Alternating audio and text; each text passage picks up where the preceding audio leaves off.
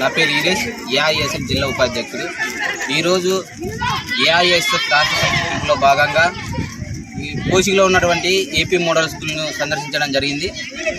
మధ్యాహ్నం భోజనం సందర్శిస్తే విద్యార్థులకు మధ్యాహ్నం భోజనం చేసిన తర్వాత చేతులు కడుక్కొని ప్లేట్లు కడుక్కోవడానికి నీళ్ళు ఉన్నాయి, కానీ త్రాగడానికి నీళ్లు లేవు.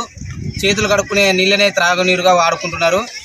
మరి ఇక్కడ ఉన్నటువంటి విద్యార్థులకు త్రాగునీరు సౌకర్యం కల్పించాలని చెప్పేసి ఏఐఎస్ఎఫ్గా డిమాండ్ చేస్తున్నాం.